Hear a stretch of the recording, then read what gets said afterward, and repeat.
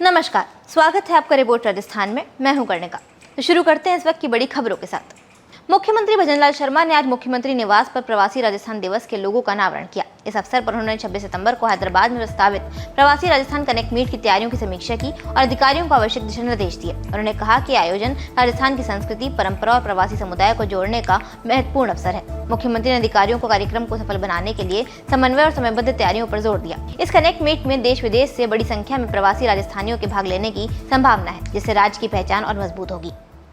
बूंदी जिले के गोठड़ा गांव में कथित अवैध धर्मांतरण के विरोध में मंगलवार को सर्व हिंदू समाज में जिला कलेक्ट्रेट पर विशाल प्रदर्शन किया। पुराने कृषि उपज मंडी से भगवा ध्वज और सारेबाजी के साथ निकला जुलूस लंका गेट, अंबेडकर सर्किल, सब्जी मंडी रोड से होते हुए कलेक्ट्रेट पहुंचा, जहां प्रदर्शनकारियों ने जमकर विरोध दर्ज कराया। ग्रामीणों ने आरोप लगाया कि 6 सितंबर को एक युवक को जबरन मुहर्रम जुलूस में शामिल कर उसका नाम परमेश्वर से मोहम्मद यूसुफ करने का दबाव बनाया गया। परिजनों ने पहले ही एफआईआर दर्ज कराई थी, पर कार्यवाही नहीं हुई। ज्ञापन में सीबीआई जांच, आरोपी पर कड़ी कानूनी कार्यवाही, मस्जिद मदरसों में बाहरी कट्टरपंथियों के प्रवेश पर रोक और युवक के बैंक व सोशल मीडिया खातों की जांच की मांग की गई है। पाली शहर के सर्वोदय नगर में देर रात हुई बाइक चोरी की घटना ने सनसनी फैला दी है। पीड़ित रवि बसेटा ने औद्योगिक नगर थाने में शिकायत दर्ज कराई कि उन्होंने रात में अपनी बाइक घर के बाहर खड़ी की थी, लेकिन सुबह वे गायब मिली। आसपास पूछताछ के बाद सीसीटीवी फुटेज खंगाले गए, जिसमें तड़के 3:30 से 4 बजे के बीच 3 अज्ञात युवक बाइक का लॉक तोड़कर चोरी करते स्पष्ट दिखाई दे रहे हैं। पुलिस ने मामला दर्ज कर फुटेज के आधार पर चोरों की तलाश शुरू कर दी है। स्थानीय लोगों का कहना है कि पाली में बाइक चोरी की वारदातें लगातार बढ़ रही हैं, इसलिए पुलिस को गश्त बढ़ाने और कड़ी कार्यवाही करने की जरूरत है, ताकि अपराधियों में भय पैदा हो। नागौर नगर परिषद में मीतू बोथरा ने आज तीसरी बार सभापति पद का कार्यभार संभाला। यह अवसर उन्हें राजस्थान हाईकोर्ट से निलंबन आदेश पर स्टे मिलने के बाद मिला। गौरतलब है कि 28 अगस्त को डीएलपी ने मीतू बोथरा को सभापति पद और सदस्यता से निलंबित कर वार्ड 37 की पार्षद नीतू तोलावत को सभापति नियुक्त किया था।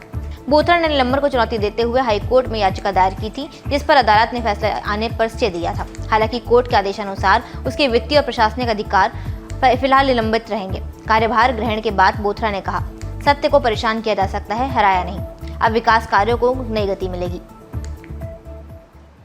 नागौर जोधपुर हाईवे पर आज श्री कृष्ण गोपाल गौशाला के बाहर बड़ा हंगामा हो गया।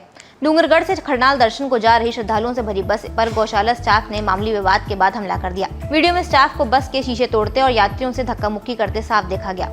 बस में मौजूद बुजुर्ग महिलाओं और बच्चों में दहशत फैल गई। सूचना पर सदर थाना पुलिस मौके पर पहुंची और पहले 7 बाद में कुल 14 आरोपियों को हिरासत में लेकर शांति भंग की धारा 151 के तहत कार्रवाई की। नागौर सांसद हनुमान बेनीवाल ने घटना पर कड़ा विरोध जताते हुए दोषियों पर सख्त कार्रवाई की मांग की। पुलिस पीड़ित पक्ष की एफआईआर का इंतजार कर रही है और जांच जारी है।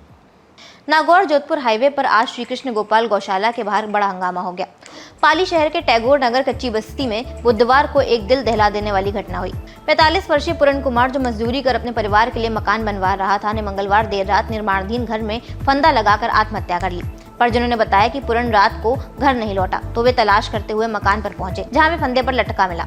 परिजन उसे तुरंत पाली के बांगड़ अस्पताल ले गए, लेकिन डॉक्टरों ने मृत घोषित कर दिया। पुलिस ने शव को कब्जे में लेकर मोर्चरी में रखवाया और जांच शुरू की है। मृतक की पत्नी, 22 और 16 वर्षीय 2 बेटे सहित पूरा परिवार सदमे में है। आत्महत्या के कारणों का अभी तक पता नहीं चल पाया है। किशनगढ़ के तितियारी स्थित जागड़ पब्लिक सीनियर सेकेंडरी स्कूल को लेकर सोशल मीडिया पर झूठी खबर वायरल करने का मामला गर्मा गया है।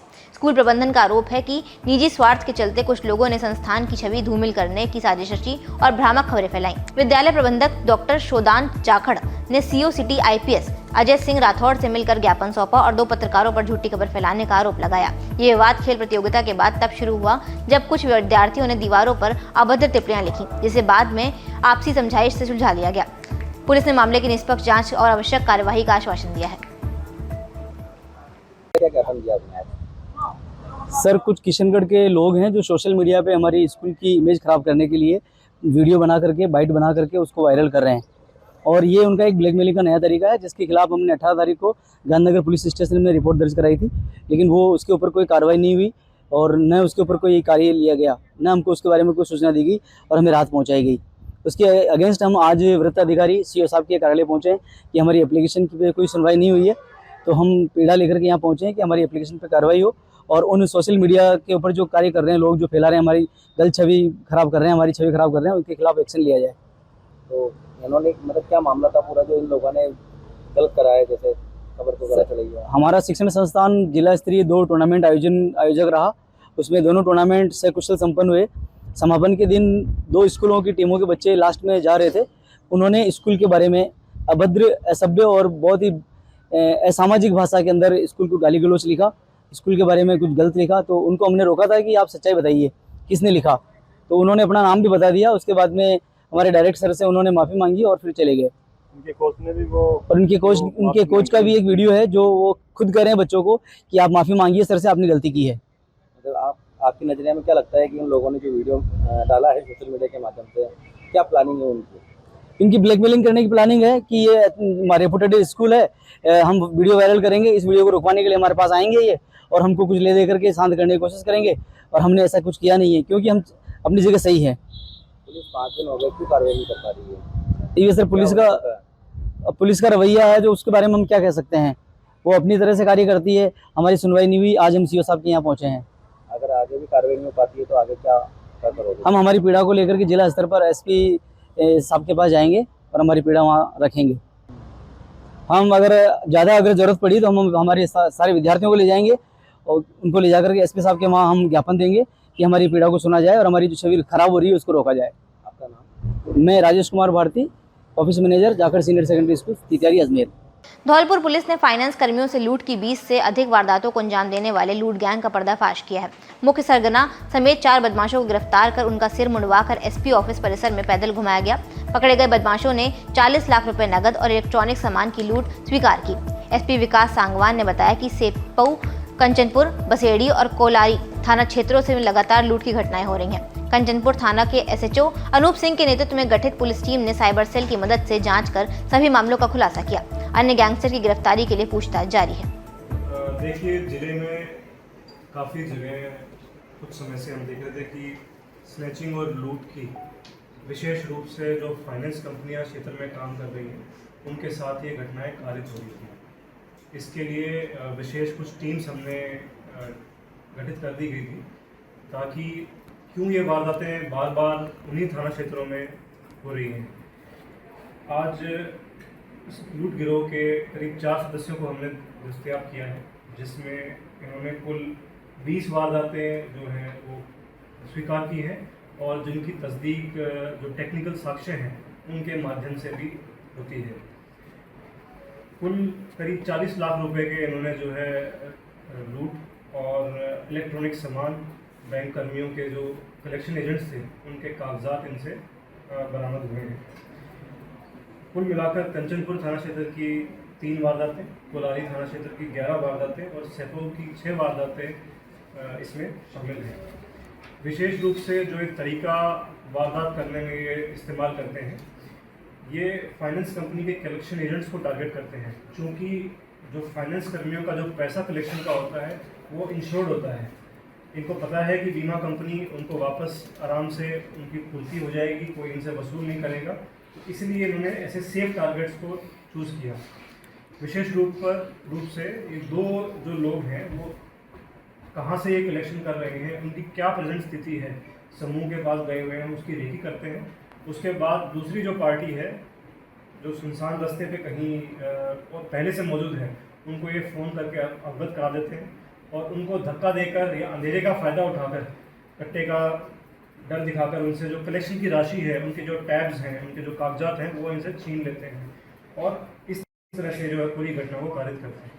इस पूरे घटनाक्रम के संबंध में जो जानकारी सामने आई, विशेष रूप से 3 कंपनियां हैं जिनको इन्होंने टारगेट किया।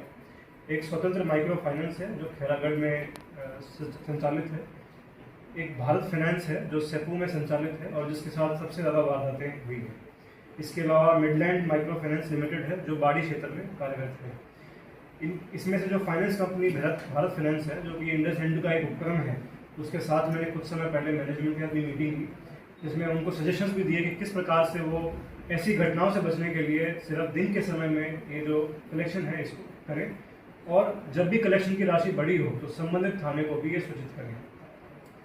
चूँकि 20 घटनाएं हैं, जैसे मैंने आपको बताया कि 3 कोलारी की हैं, 6 जो है हमारी वारदातें सेपू की हैं और 11 वारदातें जो है कोलारी की हैं। 11 कोलारी की हैं, 6 वारदातें सेपू की हैं और 3 कंचनपुर इलाके की हैं। जो अभी तक आरोपी इसमें हमने इस समूह के जो गिरफ्तार किए हैं, जो एक पूरा गैंग है, उसमें गौरव जिसकी उम्र 19 साल है, जो चंदे का पूरा थाना कोलारी का रहने वाला है। राहुल उम्र 19 साल, औरंगाबाद कुलारी थाना क्षेत्र का रहने वाला है। जोगेश 24 साल उम्र, ये चंदेकापुरा कुलारी का रहने वाला है। और विवेक 24 साल, निवासी बंडापुरा तसीमो, ये सैको का रहने वाला है। इसमें अन्य आरोपी भी शामिल हैं, जिसमें मुख्य रूप से जो नाम अभी तक पूछताछ में शामिल आए हैं: अनिल गुजर, आशीष गुजर, लवकुश जाटव, नीरज गुजर और अजय गुजर, जो कि ठेकुली के रहने वाले हैं। तो कुल मिलाकर अभी तक जो 9 हैं, इसमें गिरोह में लोग शामिल विभिन्न वारदातों में ऐसा सामने आया है। उनमें से 4 अब दस्तयाब कर लिए गए हैं। इनको प्रोडक्शन वारंट पे हमें लिया जाएगा विभिन्न प्रकरणों में। अभी एक बार पीसी पे लेंगे और आशा है कि इनसे और भी वारदातें जब जैसे जो क्षेत्र में हुई है वो खुलने की संभावना है। चित्तौड़गढ़ में सहकारिता मंत्री गौतम दत्त ने देशवासियों के लिए जीएसटी स्लैब्स में हुए बड़े परिवर्तन की जानकारी दी। उन्होंने बताया कि कई आवश्यक वस्तुओं को जीएसटी के दायरे से बाहर किया गया है, जिसमें आम जनता को सीधे लाभ मिलेगा। इस बदलाव के चलते नवरात्र और दीपावली के अवसर पर लोग आसानी से आवश्यक सामान खरीद सकेंगे और उन्हें भारी बचत का मौका मिलेगा। मंत्री ने कहा कि प्रधानमंत्री नरेंद्र मोदी ने देशवासियों को इस पर्व के अवसर पर ये सौगात दी है। सहकारिता मंत्री ने आम लोगों से आग्रह किया कि वे सही जानकारी के साथ खरीदारी करें और सरकारी नियमों का पालन करें। अब जिस दिन से, और निश्चित रूप से आप इसका प्रभाव देख रहे होंगे पूरे देश में, प्रधानमंत्री जी को जिस प्रकार से एक कहीं न कहीं राहत देने का उपहार दिया है जीएसटी का, तो निश्चित रूप से आप कल से देख रहे होंगे बाजार में जिस तरह से लोग मोदी जी को धन्यवाद भी दे रहे हैं। और नवरात्रि की शुरुआत हुई है, तो सबको नवरात्रि की शुभकामनाएं। नवरात्रि वो कहीं न कहीं व्यापारी वर्ग जो लगातार कहीं न कहीं सोच रहा था कि इस साल कैसे जाएगा, तो उनके लिए भी खुशियों का जो है उपहार लेकर के आया है। और कहीं न कहीं जो मध्यम वर्गीय परिवार हैं जो इस वक्त के लिए फिलहाल इतना ही। देखते रहिए रिपोर्ट राजस्थान।